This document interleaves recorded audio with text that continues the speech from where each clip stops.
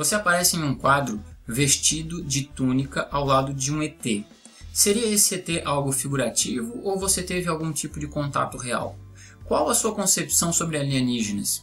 Para você, se trata de uma questão puramente cósmica, ou seja, seres biológicos que viajam fisicamente pelo universo, ou se trata de uma questão espiritual, extradimensional, onde esses aliens seriam entidades não físicas que trafegam entre dimensões e atuam como mentores, mestres ascensionados, por exemplo? Eu coloquei ali, né, o meu palpite é de que ele responderia que não é figurativo, que o alien que ele tem no quadro não é figurativo, é real, e que ele acredita em aliens extradimensionais, ou seja, aliens que na verdade não são físicos, não possuem corpo biológico, não vieram de outras galáxias, estão aqui ao nosso redor, só que em níveis paralelos de realidade, ou seja, são seres extradimensionais e não cósmicos. Ele respondeu o seguinte: esse ET que aparece no quadro é figurativo. Temos que tentar interpretar a linguagem simbólica. Acredito nas duas. Existem os seres biológicos que viajam fisicamente pelo universo e também acredito na questão extradimensional, onde esses aliens, e até mesmo os arquétipos do inconsciente coletivo, seriam entidades não físicas que trafegam entre dimensões e atuam como mentores. O biológico e o extradimensional são para mim como certezas da alma. Quem acessa a fonte se conecta com algo maior. Não digo que é uma verdade absoluta, mas trabalho com a intuição. Por isso adoto uma certa segurança ao falar sobre isso. Então, ele colocou aqui para nós que ele acredita nas duas opções. Alienígenas, que são cósmicos, biológicos, raças que vivem em outras galáxias, planetas e vêm de forma física, através do espaço até nós. E outros que são seres extradimensionais, as tais das entidades, né, que atuam como mentores espirituais. São questões muito delicadas que a gente já trabalhou muito na série desse canal chamado Entidades. Pergunta 8. Muitos afirmam ser você a reencarnação de Giordano Bruno. Você pensa dessa forma? E sobre a reencarnação, você acredita? O meu palpite foi o seguinte: ele não acredita ser a reencarnação de Giordano Bruno e acredita sim em reencarnação. Resposta: eu gostaria, claro, de pensar desta forma, mas tento controlar meu ego. Por isso prefiro acreditar que em uma vida passada fui uma pessoa comum e que agora luto para poder dar o máximo de mim e seguir a via da justiça. Sou um ser humano cheio de falhas como qualquer outro. Então ele acredita que ele não é a reencarnação de Giordano Bruno, está muito claro. Mas ele não me respondeu sobre a reencarnação, se ele acredita ou não, ele deixou em branco. Eu creio que ele acredita em reencarnação porque ele disse que tem simpatia pelo espiritismo, então logicamente ele acredita em reencarnação. Pergunta 9. Em um dos quadros você aparece usando túnica, segurando na mão esquerda um esquadro compasso da maçonaria e na mão direita uma cruz Ankh dos egípcios, né? E na parede há um símbolo da Ordem Rosa Cruz. O que você tem a dizer sobre esse quadro e a sua compreensão sobre esses símbolos e suas respectivas sociedades discretas? Ele responde o seguinte: neste quadro eu coloco entre os símbolos das diversas ordens o símbolo que eu trouxe através do trabalho alquímico e da imaginação ativa, inconsciente coletivo, entre aspas. Este símbolo que está na própria túnica e representa a unidade, ou seja, uma coisa que eu até passei despercebido. Eu falei da cruz Ankh, eu falei do esquadro compasso da maçonaria, eu falei da cruz da Ordem Rosa Cruz na parede e esqueci do símbolo na túnica, que ele diz que é um símbolo que ele mesmo trouxe e que representa a unidade. Portanto, esta imagem serve para demonstrar a necessidade em unirmos as ordens para o mesmo princípio. Todos estes símbolos trazem mensagens em comum: a união dos pares de opostos. O símbolo Ankh é o espírito na matéria. A cruz e a flor representam o crucifixo do ego e o renascimento espiritual, que é a cruz Rosa Cruz, né? O esquadro compasso da maçonaria representa a matriz do universo. A geometria sagrada também significa uma união entre as esferas e os pontos múltiplos. Meu principal objetivo com este quadro era mostrar que boa parte do que eu fiz foi com os olhos do espírito compenetrados na luz da natureza. Essa resposta dele é totalmente hermética. Ele utilizou nessa resposta vários elementos da alquimia. Ele está falando aqui do princípio da dualidade, que é tão trabalhada dentro do hermetismo, né? Dos opostos complementares, né? O yin yang, vamos dizer assim, no mundo oriental, né? a necessidade de haver opostos complementares, quente e frio, seco e molhado, noite e dia, bem e mal. Não existe um sem o outro, eles ao mesmo tempo que são opostos, eles se complementam porque um não existe sem a presença do outro. Na verdade, seco e molhado, quente e frio são duas versões da mesma coisa. É o que Heráclito, filósofo pré-socrático, chama de logos. O logos é essa conjunção, quando os opostos se encontram em uma totalidade. É o uno, esse monismo que o Bruno trabalha, né? A questão do monismo, a questão do uno, né? São os opostos que se transformam numa coisa só. É o logos em Heráclito.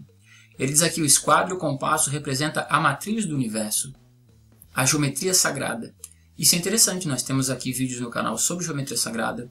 Eu fiz um vídeo muito antigo chamado A Matriz de Luz, depois que eu li livros de alquimia, livros de hermetismo, que eu estudei a geometria sagrada, eu desenvolvi uma pequena teoria chamada a matriz de luz, onde eu falo sobre a matriz que dá forma ao universo, né? A matriz que subjaz a materialidade, que dá condição para o mundo material vir à tona, né? Existe uma matriz não física que dá condição ao universo físico. É chamado de matriz de luz. Acho que tem até no canal esse vídeo. Tem muita coisa a ver com alguns dos estudos que eu fiz, essa resposta dele. Pergunta 10. Você é adepto da ideia de que há um conhecimento hermético transmitido ao longo da história por sociedades esotéricas ou herméticas? Você acha que a verdade pode ser alcançada pelos iniciados nesta senda? Senda é o caminho do autoconhecimento e da evolução do espírito dentro das sociedades secretas, dentro dos grupos esotéricos, né? O evoluir do iniciado, quando é trazido ao conhecimento hermético, e toda a evolução até alcançar a iluminação final, até alcançar a pedra filosofal, né? Esse processo é chamado de senda. Então eu perguntei para ele se ele acredita que a verdade pode ser encontrada nas sociedades esotéricas ou sociedades secretas, e se ele acredita que a verdade pode ser alcançada pelo iniciado na senda esotérica. O meu palpite seria o seguinte: acredita que sim, que há um conhecimento hermético transmitido e que a verdade pode ser alcançada através da senda do autoconhecimento. A resposta dele foi a seguinte: sim, acredito veementemente nisso. O conhecimento hermético é universal. Ele desvenda os padrões da natureza. Isso é verdade. Os iniciados que seguem a senda alcançam uma experiência que lhes revela tudo o que está escrito entre as entrelinhas. É algo inefável, porque essa arte é ocultada por força maior para que não caia nas mãos dos insensatos. É aquela ideia do conhecimento esotérico, que é fechado para poucos, que somente os iniciados em ordens específicas vão ter acesso a esse conhecimento mais sagrado. Esse conhecimento nunca é levado à grande massa, porque a massa ela suja as coisas, a gente vê, né, na mídia o que a massa da população, o que a sociedade no senso comum acaba fazendo com o conhecimento, né, brutalizando ele. Então normalmente esse conhecimento mais sutil é mantido fechado entre grupos pequenos. Então ele acredita de fato na verdade contida nesse meio esotérico dentro de sociedades secretas, etc. e tal. Pergunta 11. Através de fotos do seu quarto que se tornaram públicas, o canal Guerreiro descobriu algumas das bibliografias presentes na sua estante. Existem livros de filosofia, hermetismo, psicologia, projeção astral, etc. No entanto, não conseguimos reconhecer com precisão se você possui alguma Bíblia. Você possui? Qual o seu entendimento sobre o cristianismo e a pessoa de Cristo? O cristianismo tem algum espaço dentro do seu projeto pela compreensão do todo e busca pela verdade? Meu palpite foi o seguinte: tem Bíblia, vê o cristianismo com bons olhos, mas não gosta da desonestidade e dogmas da instituição. Vê Jesus como um exemplo de conduta, um sábio. O cristianismo tem seu espaço em sua teoria na medida que é um bom exemplo. Esse foi o que eu achei. Resposta dele: eu sempre mantenho uma Bíblia comigo. Não posso afirmar se Cristo existiu de fato ou é apenas um simbolismo, mas o que posso dizer é que fora de Cristo não há salvação, visto que a única maneira de se chegar à flor é pela cruz. Todos os ensinamentos de Cristo são feitos para que possamos nos desgarrar do ego e da ilusão e acessar o sentimento de amor profundo que nos conecta com Deus. O cristianismo tem espaço neste meu projeto, pelo qual busquei e continuo buscando a verdade, sim, visto que algumas de minhas obras são baseadas até mesmo nas parábolas cristãs, como por exemplo a obra Caminhos para a Verdade Absoluta, pela qual foi inspirada em Jesus, que nos diz para entrarmos no caminho estreito, pois larga é a porta e muitos são conduzidos à perdição. Então olha só que interessante ele comenta até aqui o título de uma das obras dele, né, das próximas obras que ele irá publicar. Tem uma que se chama Caminhos para a Verdade Absoluta, então isso já é um spoiler aqui de uma das próximas obras.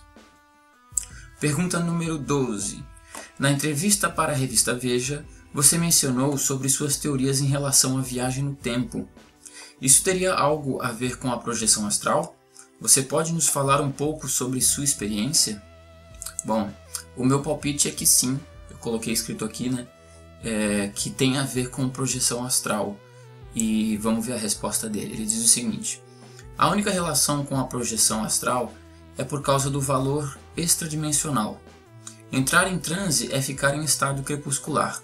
Sua força energética regride ao nível de inconsciente, aonde existem muitas camadas e subníveis. Vai depender de como o operador trabalha em seu laboratório. Às vezes uma projeção astral fica apenas na dimensão astral, porém existem outras dimensões, como por exemplo a dimensão mental. Alguns especulam que existem 7 corpos.